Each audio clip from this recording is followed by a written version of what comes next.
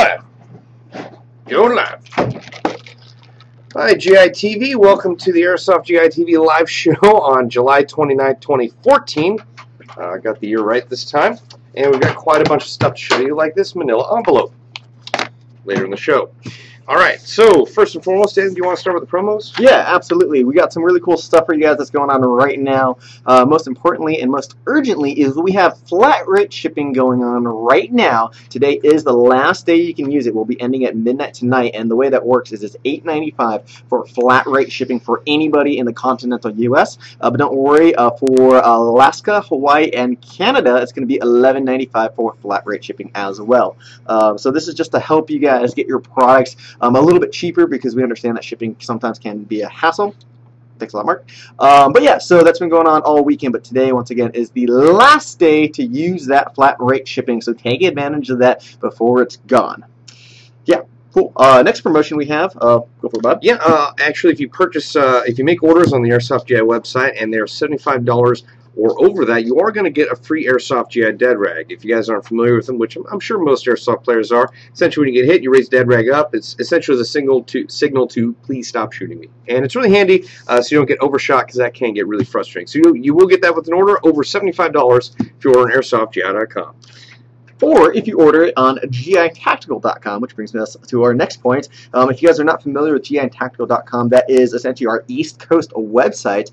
We have our retail store out in Chesterfield, Virginia, but we have the ability to now ship from that location. So if you are on the East Coast, you no longer have to order from us on the West Coast. You can order from GITactical.com. The website is essentially the same as AirsoftGI.com, but it will ship from our Chesterfield location, and you'll get your items anywhere between 1 to 2 to 3 business days, depending on how close you are to Chesterfield, Virginia. If you are very close, I would suggest just walking into our store out there, because the staff out there is super awesome and very friendly. But otherwise, feel free to take advantage of that website to get super quick shipping. There's actually a couple extra things I want to mention about the GI Tactical website, which is extra handy, is that it's essentially also a resource for you on the East Coast in case you want to check the inventory available at GI Tactical. You can check it out there, and let's say they happen to be out of stock of an item. It will say, if we have it in stock at AirsoftGI.com, it will say buy on AirsoftGI.com, and I believe you can click that button and it'll link you directly to our website. So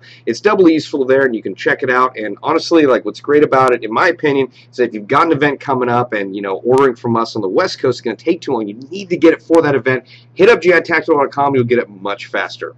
Other things to mention are our burst wizards. Now we have this is a really great option for those of you that are purchasing AEGs, because burst wizards normally cost between well, essentially $40, but if you get it with an AEG, it'll cut the price by $20. Each one will go for $20. Now I believe there's over 300 AEGs on our website that have that option. We didn't include it in some of the AEGs where the burst wizard wouldn't fit in the gun, because, you know, we're all airsoft players here. We'd hate to be sold a product that wouldn't actually fit inside a gun, so that's why we did that. But the great thing about the burst wizards is that it gives you a lot of extra functionality, like obviously, you know, 2, 3, 4, 5, 6, 7, 8, 9 shot burst on your gun in case you want that. Like Bill, I believe, has one, and he wanted to set his M16 up for, you know, realistic loadout, which is like semi and 3-shot burst. But it also prolongs the longevity of your purchase by protecting your gun from a variety of different things like electrical shortouts. So it's a really nice thing to have, and really just kind of a good thing to purchase with an AEG. Now, other things to mention is that the GI Tactical store and the staff there recently held a boot camp training players that are from 10 to 18 years old. That was held on Monday, so yesterday. Don't know why I put that in quotation marks. But it apparently went exceedingly well. Everyone there had a really great time. A lot of the kids were actually surprised by how delicious the MREs are. And, you know, if you've eaten a lot of them, like let's say you're in the military and that's the only thing you had, you probably wouldn't want to have any more. But for folks who are, you know, it's kind of a novelty for them, it can be kind of exciting. I mean, I remember when I picked up my first one, I got lucky and the food was actually one of the more delicious ones. But it's great because a lot of MREs last 7 to 10 years, so they're great things for disaster preparedness or an emergency food supply. So GI Tactical Boot Camp went well, and we look forward to holding more of those events in the very near future. Yeah, absolutely. I know for MREs, they're kind of hit and miss.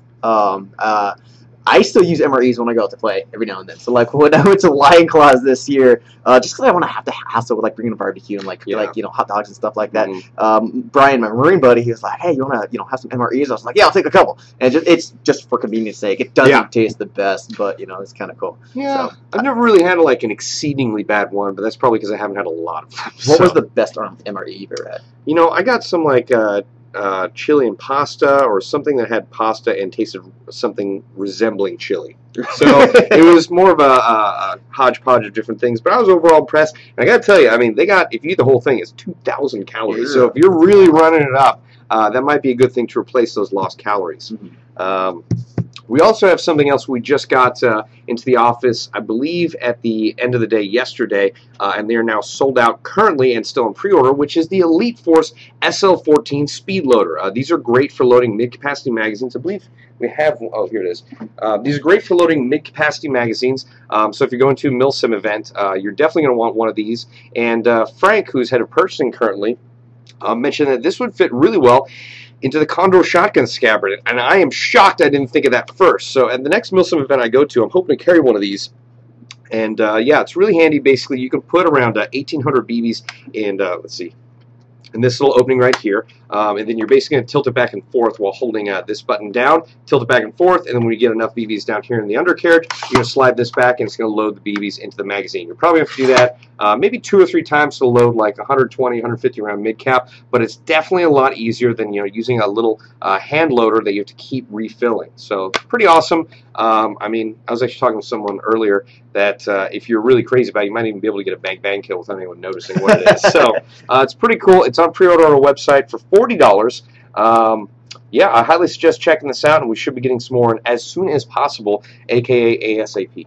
Yeah. A lot of acronyms. I'm actually really happy that this finally came out, because I know Elite Force has been working on this for some time, and I feel like this is going to change things up just a little bit for me, because I prefer mid-caps personally, but I will use high caps when I'm too lazy to load those mid-caps. So that's just a personal thing. Sometimes I get lazy and just want to dump my BBs, fill up the high caps. So with this, I feel like I can now use my mid-caps all the time, and I have no excuse, because it's so easy to load it. I can't be like, oh, I'm going to be lazy, because like I do like that tactical feel of like I have to keep a mental mindset of how many BBs I have in my magazine, and then having that stress of like, oh no, I need to do a quick reload. That's part of the fun and the experience of it too. So I personally like mid-caps a lot, because sometimes it'll force me to go to my sidearm, and going to my sidearm is one of the moments in Airsoft I think I like the most, because like, oh, gun is down, this is so cool, I better go to my sidearm, we got an extra mag. So I like mid-caps for that reason alone. One other thing I would like to mention about this that Elite Force mentioned at SHOT Show, I believe,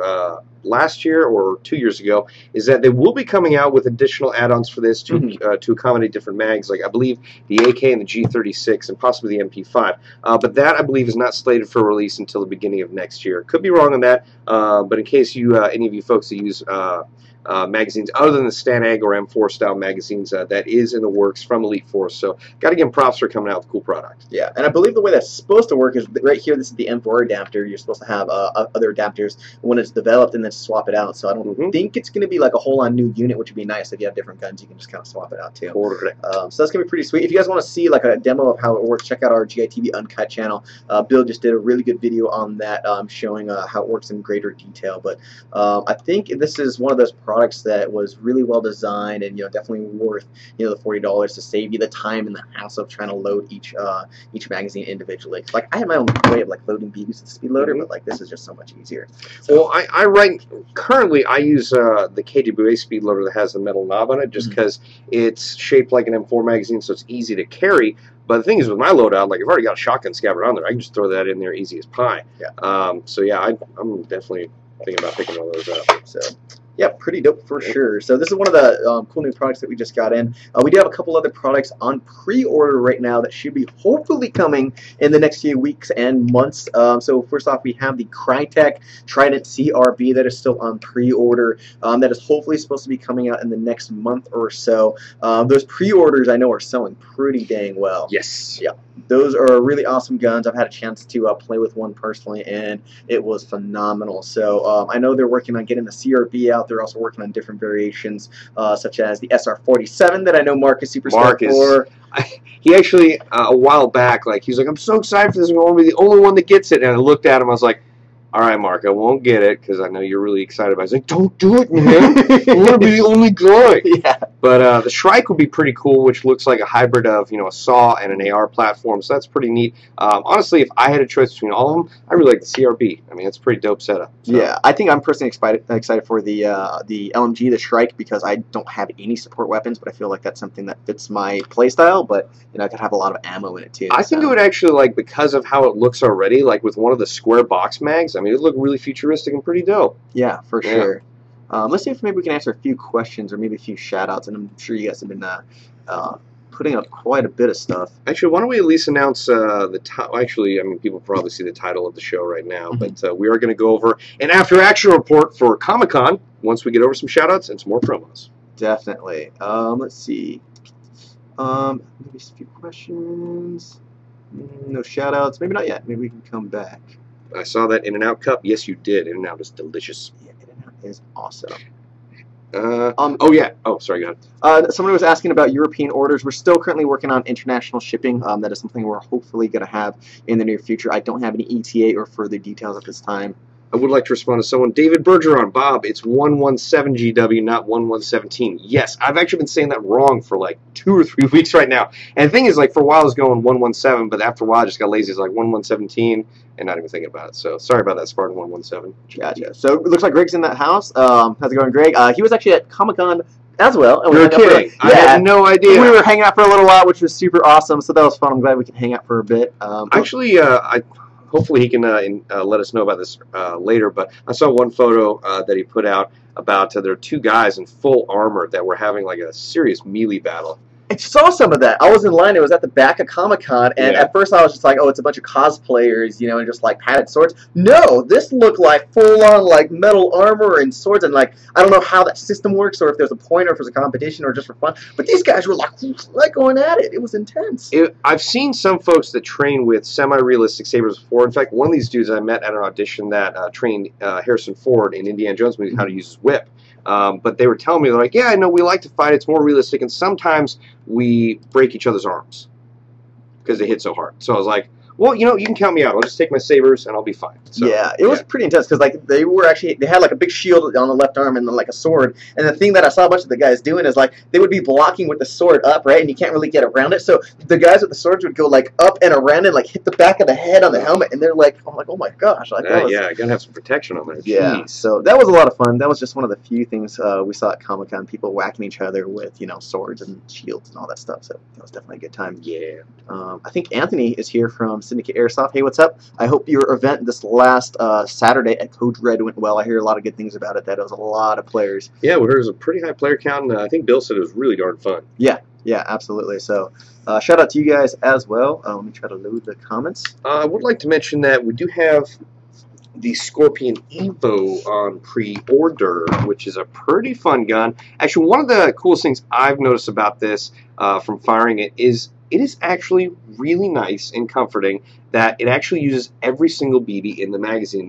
I've taken it for granted that there are going to be some BBs left in the mag after playing Airsoft for so many years, but pulling the magazine out and seeing nothing left, I'm like, yes, because I don't know, it's just nice to realize that all the BBs you're loaded are downrange, so that's nice, and there's a lot of other features on here. So if you're interested in this gun at all whatsoever, in any form or future, check it out on airsoftja.com. It is up for pre-order. I highly suggest this gun.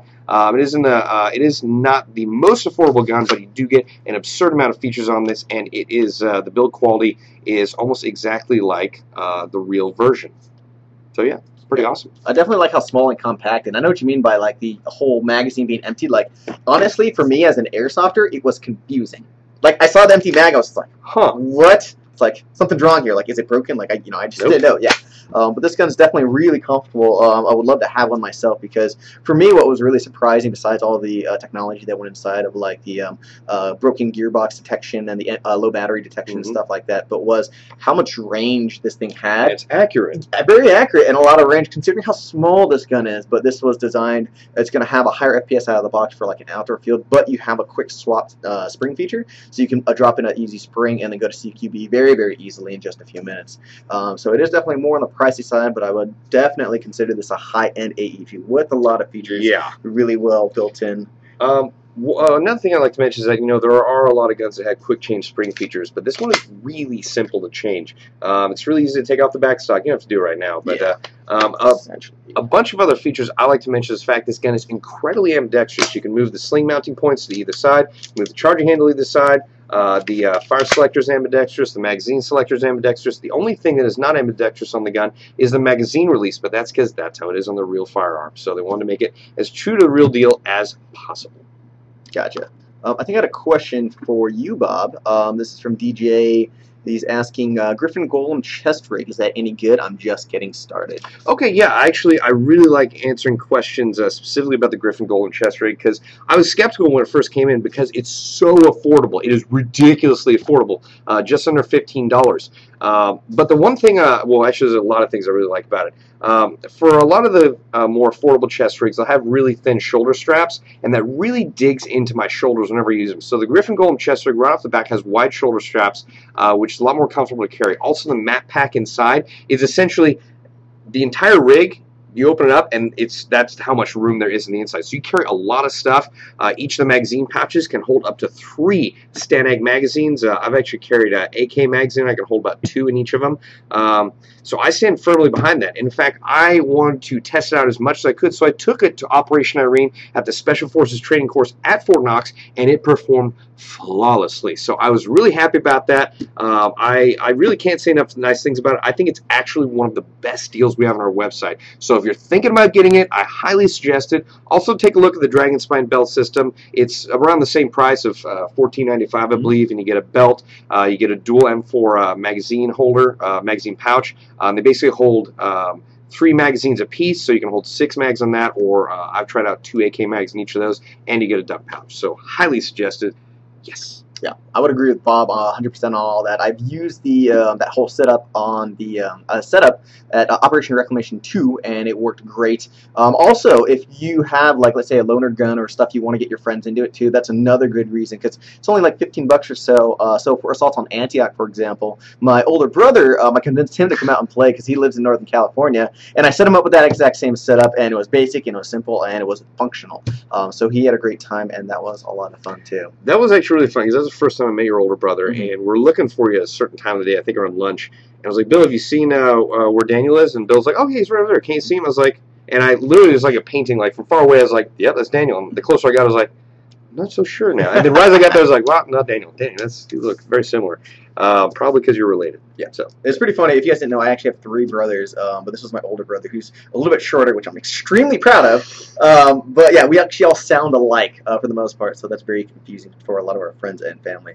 But that's pretty hilarious. Indubitably. Can you take the stock off the Scorpion and use it as a pistol? Yeah. Matthew is asking, I said that kind of quietly, so I'll repeat it once more, but he's asking if you can take the stock off and will the gun still be functional? Yeah, you can actually take the stock off. I would personally fold it to the side so I can have it when I want it, but if you want to neglect it entirely, you can, and just kind of like machine gun pistol type it if you want. So that's definitely a nice feature. I thought that'd be fun to do like an executive protection loadout. You take the stock off, you have like a really short sling right here, and you have it under a jacket. Yeah. Just for scenarios and stuff like that. That'd be really fun. This would be a killer sidearm if you set it up like that, or even with the stock for like a sniper, because it's so small and it's not that heavy. It's mostly polymer like the real one, that you have a lot of range and accuracy. I mean, you can do that sniper setup if you have like a bolt action or a DMR, but then you can like go, in the front line and just engage everybody, and yeah, it'd be great. Or you can rock it as a vehicle crewman because it's very compact. Yes. The Almighty Potato is asking a question. Excellent name, by the way.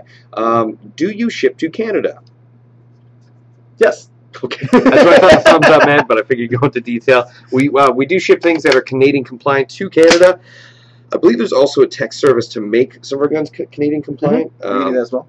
Yeah, because I believe the limit is like 366 FPS and up to 500 FPS. Yeah, so that's how it works. So that's also, we also have that flight rate shipping going on right now for $11.95 to Canada. So our friends up north, take advantage of that while you can. Today is the last day once again to use that, so do not wait out. So all the way up until 11:59 p.m. Yes, Pacific Standard Time. Okay, the Scorpion Evo is on pre-order. So we got that. So we got some other cool new products that we actually just got in besides this B-loader.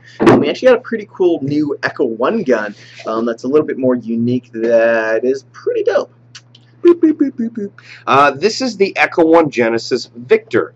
Now, what's really cool about this is it is very similar to another gun that's been in quite a few different well, video games and movies. It's obviously got a tubular magazine, and what's really cool about this, which we just kind of found out after playing with it for a while today, is that the tubular magazine holds 1,000 rounds. So right out of the box, you're going to get a battery, a charger, a magazine that holds 1,000 rounds. So you're going to be able to be very playable right out of the box with this thing. And what's cool about it is the fact that it's actually probably, I can say the retail price? It's probably going to retail for around $160. Now, most of that is because of the outer furniture. I believe it's almost completely made out of polymer. I believe it does have a metal lower receiver, which is actually, metal lower and upper receiver. It is very lightweight, but I believe the actual gun itself is mostly made out of polymer as well. You do get a polymer stock, but it is a very solid gun, and like I said, very affordable. So, you know, if you're one of those folks that like comments on our videos that says not another M4, and you want something very unique for a very affordable price,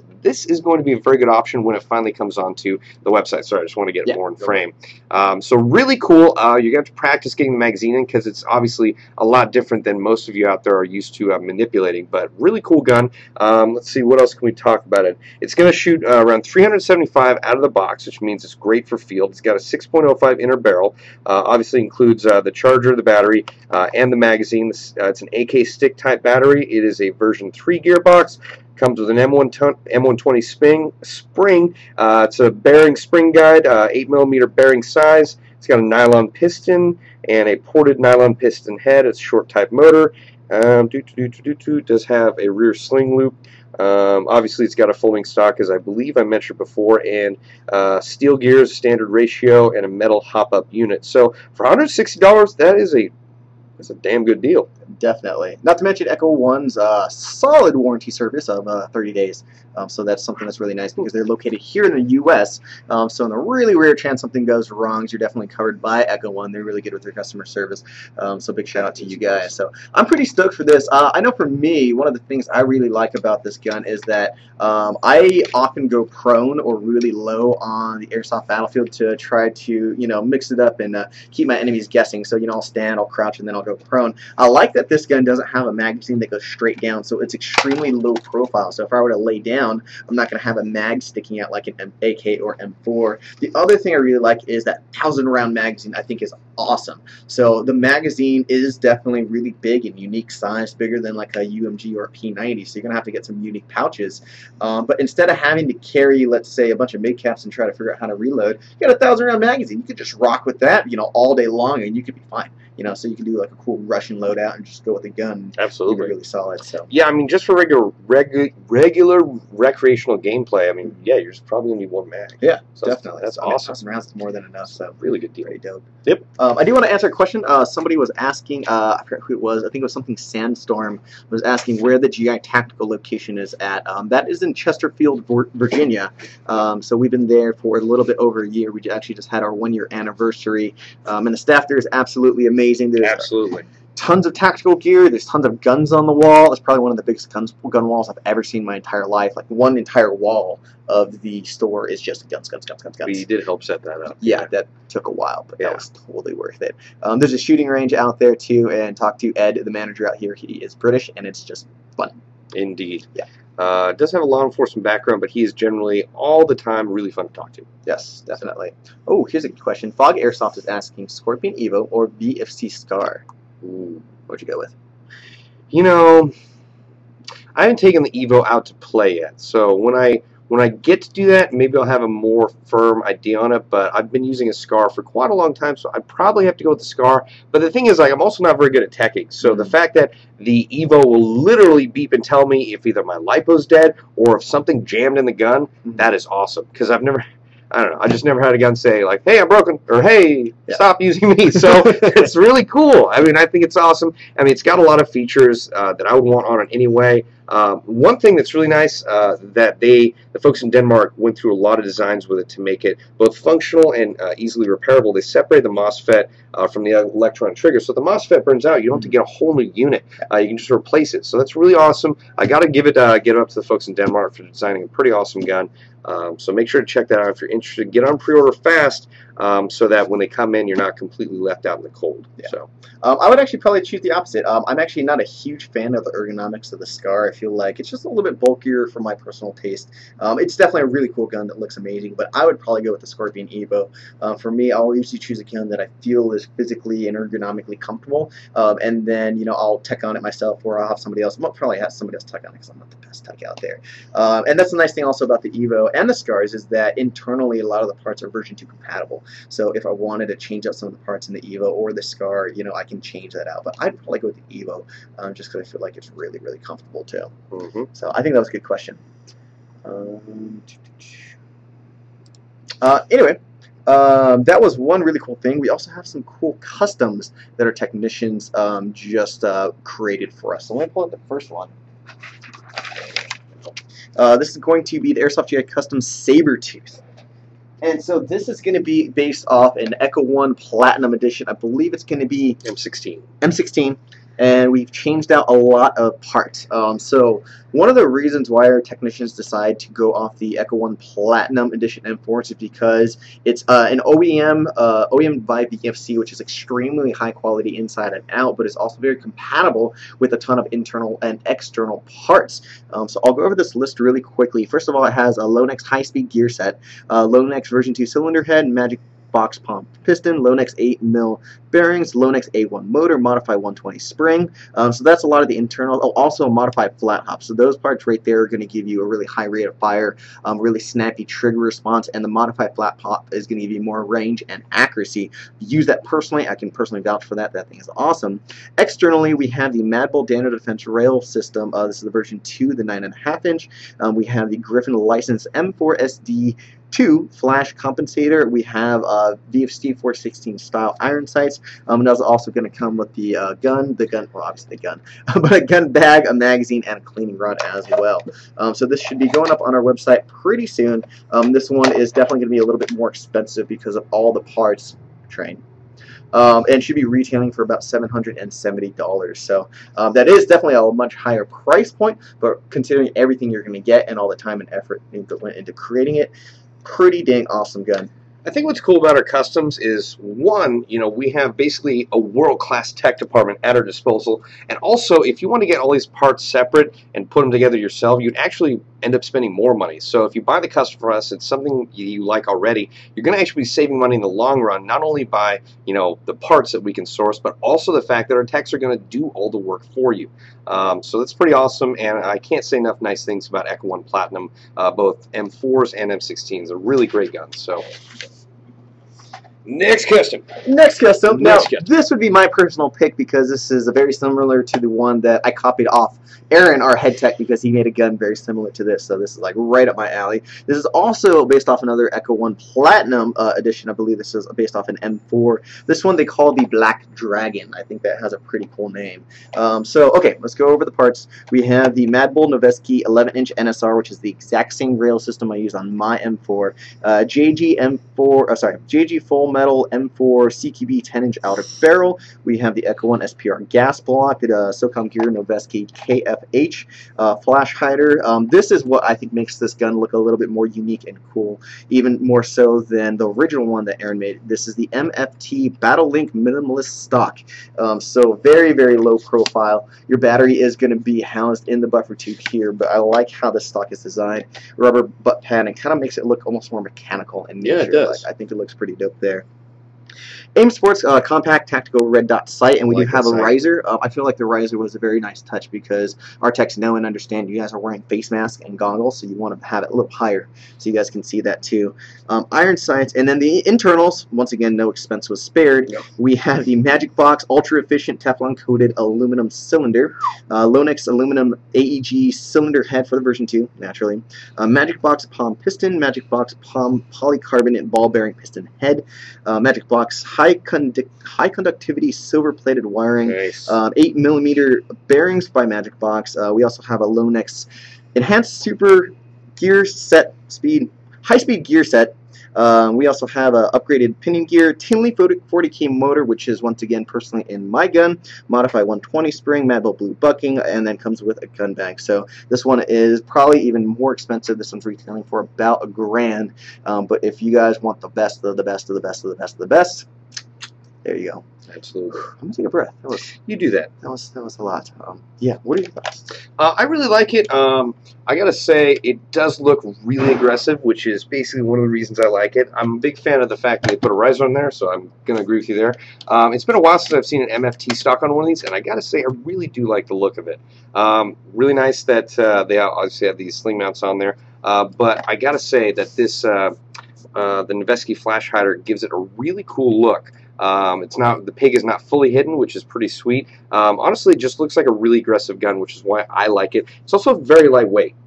I used to be a big fan of the M16 full stock, but as my airsoft career went further and further down the line, as I was in airsoft for a lot longer, I kind of became more a fan of the collapsible lightweight stock. So I would rather go with this gun if I could, but it's also a little bit more expensive, but you're getting a gun that's fully tuned up internally, and that is awesome. Once again, world-class tech department, and most of the stuff they put out are essentially works of art. So very well played, Aaron Moore, as well as the rest of the guys in the GI Tech department. Great job. And if you guys are ever thinking about building like your dream gun, you know, check out the Echo One Platinum Edition M4s, because once again, that is our tech's personal pick for base guns, just because it's so customizable for M4s naturally, but otherwise, a really, really great option overall. Also, you know, if you have a gun in mind that you would like to get built by our tech department, you can always hit them up.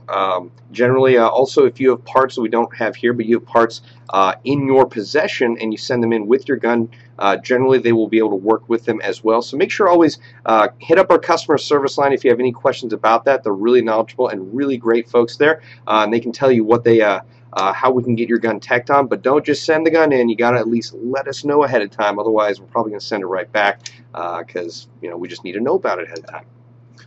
Here's a good question from E1 Gaming BF3. What gas pistol do you recommend for starters that shoot 330 FPS or less? Bob, what do you think? Okay, well, let's see. First of all, I mean, I'm going to go with my favorite gun. It's the KWA HK45, but obviously, you know, not a lot of folks. Well, not, I mean, some folks like it, but it is a bit more of an aggressive pistol. It holds 28 rounds. So if I was going to go for a starter, I would either go with the KWA 1911 Mark Series, basically the KWA 1911, or go with the KWA ATP. And what's great about that is, you know, it's a very ergonomic pistol. It's very easy to use.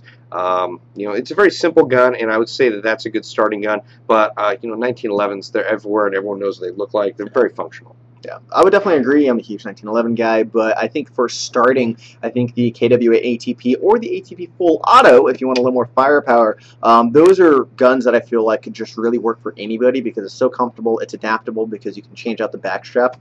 The FPS is right where you want it at 330, and the Full Auto version has Full Auto, so why the heck Full not? Auto and semi, in case you don't know. Yes, yeah. Of course. And then it will, there's two different magazine options for it as well, so if you want like the extended magazines, it's just like a basic solid pistol that gives you a lot of options with a rail at the bottom too. So I think that would be a good one to go off of. If not, because that one's about 130 for the ATP and about 165 for the KWA 1911s. If your price point is a little bit lower, check out like the KJW pistols. Those are actually, in my mind, a really good pistol for the price, where they'll be anywhere between $100 and $130. So if you are looking for something a little less expensive, those are solid pistols. Otherwise, definitely go with the KWA. Now, we probably should get into the topic of the show sooner or later, yes. So, if you don't mind. Absolutely. Now, I just want to give a little introduction. Daniel has gone to Comic-Con for how many years? 7 years. 7 years in a row. I've only been twice, and that was a couple years ago. But Comic-Con, for those of you who don't know, essentially a giant convention of both comic-related stuff, sci-fi-related stuff, you know, movie items. There's been a lot more things that have been added to Comic-Con over the years. But without further ado, tell us what, let's say, like some of your highlights. Ooh, the highlights. Oh my gosh, there was so much cool stuff. Well, hanging out with Greg Wong, that was probably the best out of all of it. No, all of it was really, really cool. If you guys aren't familiar with the con, as people call it, you have the section where it's the floor, the showroom floor, and you have all these different vendors. You have like Warner Brothers, and you have Legendary Pictures, like all these huge movie companies, and they're out there like showcasing their movies. And then you have like Hasbro toys, and like all these toy companies doing like exclusive stuff. You have comic book writers and creators and all these artists, and so it's this gigantic hall that you could literally spend like days on end in and just not see everything. Now, I don't know, I couldn't remember if you mentioned this because I did tune out a little bit here and there, but there's also a lot of cosplayers. Yes, that's a lot of the fun part, and this is actually the first year that I ever dressed up, and I dressed up in a lot of my Airsoft gear, which was super, super dope, but people dressed up as their favorite movie characters and video game characters. My brother dressed up as Hitman. He actually shaved his head and had the barcode on the back, which is sick, and then my sister-in-law dressed up as a Final Fantasy character, which was pretty cool too. So a lot of cosplayers. One of the coolest cosplaying groups I saw was, if anybody watches Avatar: The Last Airbender, the movie was but like the actual show, there was like a full cast of characters with Aang and Katara, and there's like the cabbage guy that, if anybody watched that was really, really cool. So that was fun. And then the other part is the panels, and so there are big rooms where you will have like a table and a bunch of chairs set up, and then you have the audience watching, and then you'll have the cast of like your favorite TV shows or movies or whatever. So like the big one this year was the panel for Avengers 2, Age of Ultron, so like the entire cast was out there, and then, you know, fans got to ask questions. They showed exclusive footage and stuff like that. The other big one was DC's Batman vs. Superman movie. Right. So I know they unveiled a screenshot of Wonder Woman for the first time, so unfortunately I missed those panels because you have to wait in the line like 12 hours just to get in, which is insane. But I did see the Walking Dead panel, which, oh my god, that was so cool. If you haven't seen the trailer for the next season, go online and check that out. Game of Thrones, I'm a huge Game of Thrones fan, so I saw all that. I know I was talking to Bob about that for like 30 minutes. Read all the books. Yeah, so I mean, it's just really a huge pop culture event where they unveil a lot of exclusive footage and stuff, and it was pretty cool because when I was out there, I actually had a few people come up to me to say hi, and that was a really cool experience for me because it was just like, you know, people were taking photos of me and like the tactical gear and stuff like that, which, you know, everybody does. So I think that was a lot of fun. So if you guys have any questions about Comic-Con, definitely shoot them out. If you guys ever get the chance, by all means, go. Oh, the zip line. I don't think I that was really cool. Yeah, tell them about that. So for the new TV show on Fox called Gotham, I feel like I'm a commercial right now. But there was a zip line that was completely free, and they had this like huge like Gotham backdrop. So you would actually like let's say this is the city right here. You had a zip line that like went down and across, and it would like light up, and you could take photos, which was super, super dope. So that was really fun. There was an Assassin's Creed obstacle course. So it was like actually like an obstacle course. There was like places where you had to swing, and there was like a barrel that you had to like run across while it was spinning. They had the leap of faith, if you guys know that game at all. So you actually jumped off this cliff that was like 2 stories high into like this, you know, it was kind of like a stunt airbag type thing, and it was safe and all that. So that was fun. I played Evolves, if anybody knows what that game is. Yeah. That was amazing. I'm so excited for that game. Essentially, long story short, this game is from the Left no, not Left 4 Dead. Oh yeah, Left 4 Dead. Made by the same studio. Yes. Yeah. By the same studio, but the idea that they wanted to go with was they wanted to recreate that gigantic boss battle that you would have in like single-player games. So it's a co-op game where you have 4 players that are the hunters, and they're killing this gigantic boss that's like a monster and a creature. So the 4 hunters have different classes of like support, medic, assault, and all this other stuff, and then they have to take on this gigantic monster. The cool thing is, this monster is not a computer-controlled character, it's another human being. But it has all these like epic like abilities that they can like shock you, and like, you know, they have like tentacles and can like fly around. So they created this insane scenario where you're fighting this gigantic monster like a boss battle, but it's not just a computer, it's another human you have to outsmart and outthink. But that creature can evolve, hence the name Evolve. And I waited in line for like an hour just to play it, and it was so much fun. I think it's a solid decision. Yeah. And I think you should tell them about the hunt mode. The hunt mode. Okay, so that was the gameplay that we had a chance that I had a chance to play. And so the way it worked is the map on this game was so big that you literally had to hunt for the monster. So I actually had a chance to play it as the hunters, hunting the monster down. So we dropped off from like this spaceship, and we like dropped down. And one of the characters was a trapper or a tracker. So we literally had to like follow the monster's tracks and like hunt it down and send out like UAVs to try to find out where it was. And it took us like 5 minutes just to find it. And the thing is, the monster was trying to survive and stay hidden long enough to eat like wildlife around there to like level up and get stronger and evolve. So you have this like interesting dynamic because the hunters are trying to hunt it, the monster's trying to get stronger. And then when we finally fought it, it was actually at its strongest level. And we're like, oh my god, it was like absolutely huge, had all these crazy abilities, and was just absolutely nuts. So check out that game. That was super fun. Super fun. I think I am almost as excited as you are for that game to come out, because that should be really, really fun. Definitely. Oh, the other game that was really cool was a game called The Evil Within. That one is going to be a horror game, and the thing is, it's based off. I think it's either some of the same creators or some of the same studio from like the original Resident Evil.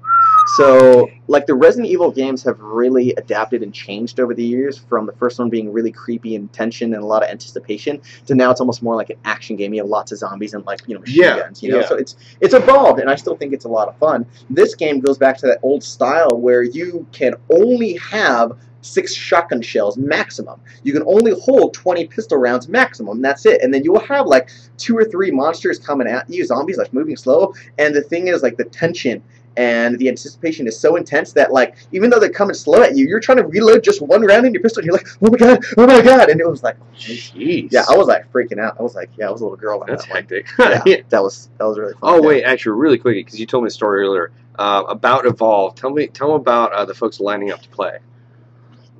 Okay, so we were waiting in line, and it was groups of 5, because it would be 1 person was the monster, and then the other 4 were the hunters. And so we waited in line for a while, and then we started counting people who was in front of us, so we knew who we were going to play with. It was me and one of my personal friends and a bunch of other people that we just got to talking and all that. And so we realized the group of 5, it was 4, I would say, like 20 to 30-year-olds, me and my buddy included. And then there was this one girl, and she was probably about, I'd say, like 15 or 16 years old. And so we were all talking, and we were all talking about the game, how excited we were, and I guess she's played before, and so she was first in line, so we're just trying to be gentlemen. We're like, what do you want to do? What role do you want to play? She's like, I want to be the monster. And so it was like 4 grown adults like trying to like kill this little girl who's a monster. So we're all communicating during the game, and we're like, oh, she's right behind you, she's right, kill her with fire! So the assaulter had a flamethrower, so there's actually fireball. Nice. That was so funny, and the thing was, like, it was actually a really close battle, and we did win at the end, and at the end, we were, like, celebrating. We were like, yeah, we got it, we got it! And she, like, walks around, she was like, that was a good game, guys, and we're like, oh. It made a little girl cry. What a great Comic-Con. Oh, man, that was so funny. That's awesome. Super jelly. Yeah, that was really cool. The celebrities, there was a lot of celebrities just like walking around, hanging out. I saw Jessica Najiri, if you guys know who she is, really awesome cosplayer. It's really hard to tell how her last name's spelled, or pronounced. I thought it was Neri, but I don't even know what ethnicity it is. I could be 100% wrong on that, so that's the best of my ability. Very attractive. Yeah. Really cool. My buddy ran into Seth Green. I guess he was like trying to get through a crowd and trying to like be hidden, and so he recognized Seth Green, and he was like, shh, don't tell anybody and stuff like that too. But yeah, just a bunch of celebrities. I keep forgetting his name, but the guy in Game of Thrones that actually I don't want to say anything because I was going to spoil something. But one of the cast members, Viper. The Viper, yes, the Viper. We were talking about that before. Saw him at the Xbox Lounge. Yeah, it was really cool. And then one thing that I was telling Bob that I really like about Comic-Con is there's starting to be more and more events around outside of the convention centers that are like free. So like that obstacle course I was talking about, the zip line, the Xbox Lounge. I played the new Smash Brothers, which was dope. Oh wow! I played Mega Man. I was like pew pew pew and like shooting people and stuff. So, I love Mega Man. Yeah. But there was actually a lot of airsoft guns that I saw out there as well too. I think airsoft guns that I see is like the #1 thing that people use to like dress up, and use. I've seen like Battle LA setups. Oh yeah. There was this one guy that was what was the bad guy? The Winter Soldier from G.I. Joe, and he had a scorpion on his back, and he had an M4, and from my knowledge, it looked like 100% like an airsoft gun and stuff like that. So they're allowed at Comic-Con, which is cool. They have a set of rules, but you have to check it in with their security. They inspect it, make sure it's not a real gun or anything dangerous. So when I went, I didn't have an airsoft gun because I didn't want to carry it around all day, but I had like Thunder Beam magazines, and I had a fake little dagger that I got from Greg Wong. Oh, the thumb dagger. Yeah, which was super dope. So I was like running around. I did find a noisy cricket.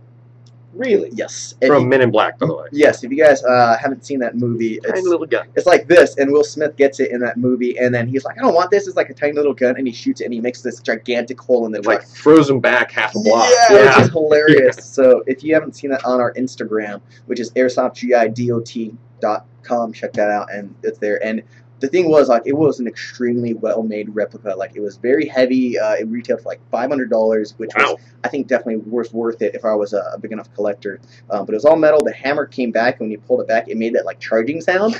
And then you could pull the trigger and it go, you know, and then I was like, flying back and stuff. So yeah, that was super dope. Man. I want to answer one question really quick, and we'll get back to Comic-Con. Brian Bay, BAE, how does the return policy work? Now, you can chime in if you feel like it, Daniel. Essentially, what you're going to want to do is hit up our customer service so they can run you through the ins and outs of our return policy. If you want to read it up right now, you can go to airsoftgr.com and click on the Policies tab, and I believe it's at the top of our website. But I believe your previous question was, can we return a gun that we've used? So check that out. If you have any questions, you're probably going to want to inform our customer service folks on what the condition of the gun is, and they'll also try and walk you through the RMA process. So hit them up. I believe they're there from, 9 a.m. to 5:30 p.m., Monday through Friday, Pacific Standard Time. Again, very knowledgeable staff, and they are mostly airsofters themselves, so they do know what they're talking about. Yeah. Yeah, definitely hit up our customer service, just because every situation is going to vary. It's going to vary. Generally, you know, we can't always take returned or used guns. If it is, you know, maybe minimal, you know, maybe if it's in really good conditions, you know, we want to try to help you guys out. I can't speak for the customer service or the RMA department, but talk to them and see what they can do too. We try to be understanding. Sometimes there may or may not be a restocking fee, so it depends on the issue. I mean, if you're having, we also have a warranty service, so if there's like a problem with it, you know, that's where we'll definitely repair or replace it for you guys, because we want to make sure you guys get the stuff that you need. So, yeah. You were at Comic-Con last year, correct? Comic-Con last year was the one Comic-Con that I missed, and it was because my brother was getting married that same time. Not acceptable. At first, that's what I told him. He told me, he sent me the wedding invitation, and I was like, I'm sorry, Michael, I can't come to your wedding. I have to go to Comic-Con. And he's like, what? I'm like, fine, I'll come.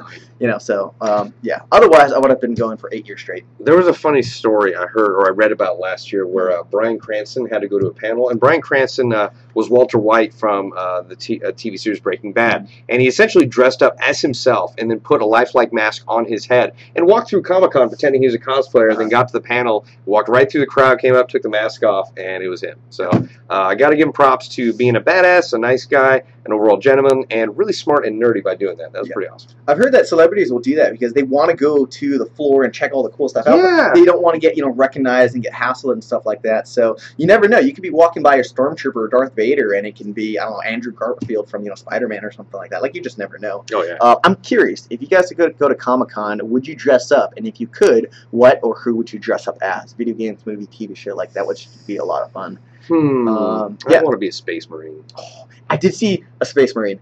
I'll bet. Was it a Space Marine? I'm pretty sure it was. I know it was like they had like the big like shoulder what do you call it? Shoulder pad or shoulder pauldrons? Yeah. So I was pretty sure it was a Warhammer 40K character. Yeah. And that was super dope. So that was really cool.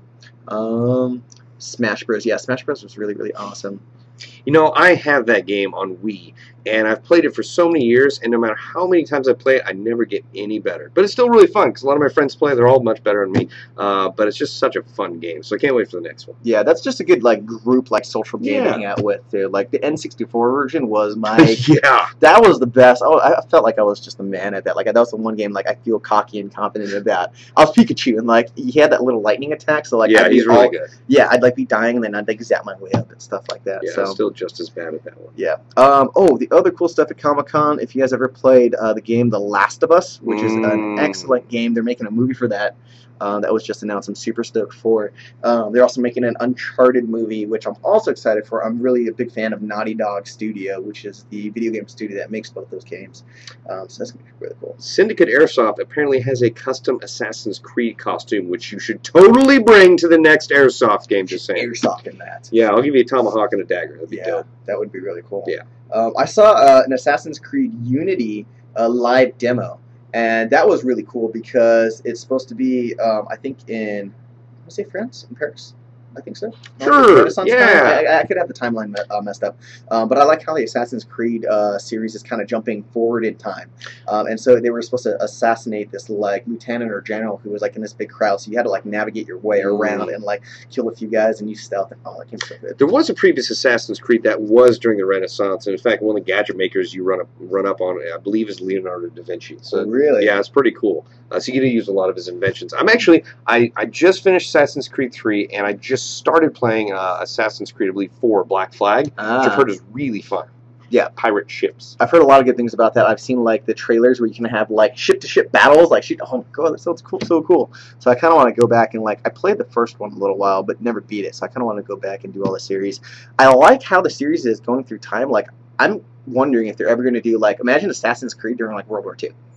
Or like modern day times, like you're in like a modern day like city, like LA or something. That sounds really cool. Like I envision that going there, you know, and I don't know if that's where it's gonna go, but I think for me, like one of the cool things when I started playing Assassin's Creed 1, is I got to see all these cities from antiquity, or very back far in time, that I obviously would never get a chance to see. But you get a very, from what I understand, a very historical layout of what it may have looked like. So it's really cool to go back in history and see all these things, and you also get a little bit of dose of history just by reading a lot about it. So it's kind of cool by learning something, or at least like expanding your horizons. So gotcha, especially with a game. Yep.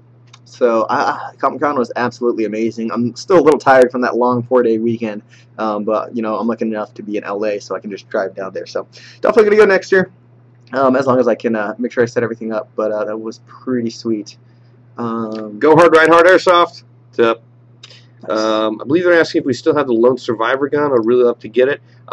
That is probably on our website, but I believe it did sell, so you can check that out. Unless you know any more info. I believe if he's talking about the customs that we built for Lone Survivor, I believe sure those sold. We did sell. I think we built 2 of them. We did sell those, and those funds went to the proceeds of that went to the Marcus Luttrell Foundation, who was the actual Navy SEAL from that story. So because of that, people were asking for us to do like tactical gearheads, but we wanted to be respectful of that story because it was definitely a very dramatic moment for them, and so we wanted to help them out the best we can, but we didn't want to do the tactical gearheads. So yeah, I believe that did sell, but I know that was a really good gun, really cool gun that a lot of people were interested in.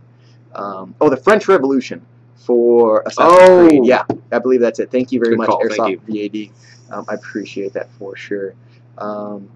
Before I forget, since we're coming towards the end of our show, we have a mystery box going live tomorrow. This mystery box is going to be going live tomorrow at 5 p.m. Pacific Standard Time. This is going to be the Guns and Gear mystery box. It's going for $49.99. So this is kind of like one of those mid-level mystery boxes where it's not super inexpensive but not overly expensive too, but you'll have some really, really solid stuff in there. So there's going to be the grand prize is going to be an Elite Force H&K M27 IAR, which values at $450. So you can get that for only $50. Imagine getting a $450 gun for $50. Super, super dope. The other grand prize is going to be the ENL Full Metal AK PMC, which is one of those new, the ENL AKs are super realistic. The materials they use are like real steel and like stamped steel, so it's just absolutely gorgeous stuff. But otherwise, there's a lot of other great prizes. You can get like a Blackwater 1911. There's some really cool, there's like a JPC plate carriers in there, which is I'm a personal fan of as well. Some Bravo helmets, and also some Under Armour Valset boots that I think we're both in love with. I fell in love with because Bob recommended it. Yeah, those are good boots. Each of them weighs less than a pound. They're incredibly well ventilated. They're very soft. Are very comfortable for your feet. It's very good if you're in an arid environment like Southern California, where it's a little bit hotter than normal. And we actually also have some newer versions of the Under Armour Tactical Valsets boots that just went on our website. It's a bit thinner tread, so it is. It's just a slightly different design, but they also have a more aggressive tread on it too. So it's pretty cool. Yeah. So the cool thing is, like, the least expensive prize in this box is actually worth more than what you're going to pay for. So you are guaranteed to get more than what you pay for in the mystery box, no matter what. So I think that's super dope. That not all of our mystery boxes we can work it out that way. So this one is going to happen for sure. So, and I would like to mention on top of that, as I do the finger roll, is the fact that you can use the coupon codes with this mystery box, dropping the price even further, which is pretty solid. Yeah. So yeah, saving even more. So I think, and also, Go for it. Sorry. And also, if you have a GI account, you're going to save even more money with our 2% rewards back. So if you use a guest account, there's no way we can follow how much you're spending because it basically deletes the information after that. That's the whole reason of the guest account, so it can go fast and you can order. But if you have a GI account and you purchase, you use the coupon code on this. In addition to that, I believe 30 days later, you're going to get 2% of the money you spent back in your rewards points, which is pretty awesome. You're welcome. We're the only company, to my knowledge, in the industry that does that. Yeah, super, super dope. Okay, so I know there's a lot of questions that you guys have been putting in the comments, so we're going to try to go through a bunch of those for the last few minutes of the live show. Wait, Alex Ramirez, internet high five. High five. Yeah. Foles bra? T Foles bra? Okay. The question is, have you seen the new Ares amoeba that resembles the honey badger? Yeah, I have seen that, and it looks super cool. The Ares amoeba series is actually really nice. I really love that super huge magazine release, and it has a lot of great internals, such as the electronic control unit and micro switch. I have seen it. I'm really hoping we get it. I don't have any further details than that, but I think that thing looks super, super dope. I know our techs were really excited too, and I mentioned that we were going to be that had come out. But what was really cool about it is that we had tried to do some honey badger or something similar to the honey badger before, but there was no way to find the actual stock setup. So the fact that Ares is going to be coming out with that is really awesome because it's actually legitimately looks like a honey badger all around. So yeah, super cool. Here's another question from Bobby Schneider. He's been asking for quite a few times. Can you convert gas blowback to an AEG? For my knowledge, you cannot, with the exception of the G&G gas blowback.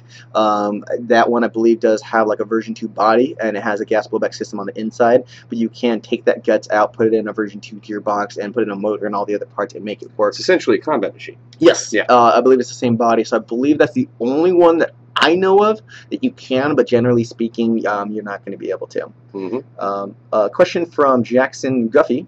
Bob and Daniel, do you think I should get all Lancer, Tactical, Spec Ops, Molly, Plate Carrier in tan? Bob, what do you think? I don't know. I mean, I think as far as my opinion in Airsoft, you should go with whatever makes you happy. You know, if it's something you can afford and you like the look of it, I say go for it. I mean, there's a lot of times people wear what makes them happy. They go to the field, and there's some buttheads out there that make fun of them because it doesn't conform to what those other people think Airsoft should be. And Airsoft isn't about like setting limits or standards. It's all about like, you know, going out there and having a good time, being a good sportsman, being an honorable and respectable player. So as long as you're happy with what you're wearing, I say go for it. Yeah, I would definitely agree. If you get a chance, you know, try it on. Just make sure it's comfortable. But you know, make sure it's functional for the stuff you're rocking. You know, so if you need a bunch of mags, make sure you have enough magazine space for. You know, if you were going to do a long game, you need hydration. Make sure there's Molly on the back, which I believe that one does as well too. I can't remember if it comes with plates. I usually suggest getting plates with a plate carrier. Just it fills out the plate carrier itself. It makes it more firm, and it makes sure that the pouches aren't going to bounce around as much. Also, I think it feels a little bit cooler. Yes, definitely, and definitely a little bit more sturdy. But I agree with Bob. You know, go out there and have fun. You know, I have been made fun of, you know, sometimes because like I used to go play in just like jeans, running shoes, and just like a chest rig. Just like I didn't care. Like I just wanted to go out there and shoot people and have fun. You know, so I'll still do that every now and then. It's just like, hey, go have a good time. You know? It is kind of funny that some people are like cry or die. You got to wear real stuff when you play Airsoft, even though we're playing with fake guns that shoot plastic beams. Pew, pew. So Pew, pew, pew, pew, pew, pew. Yeah, so that's pretty funny. Hey, Bob and Daniel, what is the next event you'll be attending so I might be able to meet you guys? We do have a bunch of events in line, hopefully, for the rest of this year, but a lot of it's still classified at this moment. So yeah, we are definitely hoping to try to get back on the East Coast. I'll say that for sure. We want to do some more stuff on the West Coast. That's really general. I'm not helping anybody. No, you're really not. You're really not. Yeah, we do have stuff that we would like to mention. We'd like to get it more solidified. So yeah. But don't worry, we're going to be doing a lot more events this year, and it's going to be pretty awesome. Let's see. What is? That's the end of the question. Maybe some shout-outs? All right. Shout-out to Vespid Flame Originals. Nephew Jace, who's in surgery. We hope you make it out as safely and as healthily as possible. Oh, here's a good question from Brian Bay. From earlier. How do you deal with cheaters? Bob? Okay, generally what I usually do, and a lot of this is incumbent on the quality of the referee staff or whatever facility you're at. I I try and stay away from calling people out because it is kind of bad sportsmanship. What I generally do is I'll go up to ref and be like, hey, ref, I think this gentleman over here is not calling his hits. Can you just kind of pay a little extra attention to him? What some of my teammates used to do back in the day when we all used to play a lot is we'd tell everyone, like, hey, that guy over there is being an Iron Man. Essentially, the BBs are just bouncing off and having no effect. So we would kind of like keep trying to shoot them and target areas that weren't necessarily armored. Like we don't want to shoot the face mask of the plate carrier. We go for like, the fingers or, the neck or the knee. Something where like, okay, like you got hit, but it's going to be a little painful. So you're probably going to want to get out of the area. Yeah. So definitely. I mean, I think the first thing I try to do is give the person the benefit of the doubt. Yes. You never know because they could have honestly not felt it, I mean, we wear so much tactical gear and helmets and knee pads, elbow pads and all that stuff. And just like they may or may not have felt it, So I know a lot of people can get, heated or tempered a little bit, but, you got to realize that sometimes, just they may not know 100%. So I usually try to give them the benefit of the doubt. The first thing I'll usually do if like I see and, I think I hit them because you can't always confirm the shots either. I'll usually try to shoot them again. I'll send them maybe just a little bit extra burst and, try to make sure, they hear it or they feel it somewhere too. If not, try to get a ref as well. But, I mean, most of the times I think people are pretty honest. It does happen out there. It is airsoft, but, try to keep your cool as well. Absolutely. Shoot, I thought there was something else to mention about that. But yeah. Jackson Guffey, shout out approved. Nice. I think we're running out of time. I think we've got a few more seconds, maybe like one more question. Fraught Airsoft, your shout out is approved. And then this is from Liam. I know you've been asking this the entire time. When are you getting more Bravo tactical goggles? I know we're trying to get some more in. I don't have an exact ETA, so I'm sorry I can't be more helpful with that exact answer, but I know you've been spamming it all live show long. So, yeah. Bobby, we answered that already, too. Well, anyway, this has been our live show on July 29th. I hope you guys enjoyed it. And I hope you guys enjoyed the talk about Comic-Con because it is so freaking awesome. So be sure to join us next time for our live show, which is going to be happening next Tuesday, same time as always, 4:30. And we'll see you guys then. Once again, I'm Bob the X-Men Hildebrand, and this is Daniel. Have a good one, guys. Yeah, TV. Bye-bye. Bye-bye. Bye-bye. Bye-bye.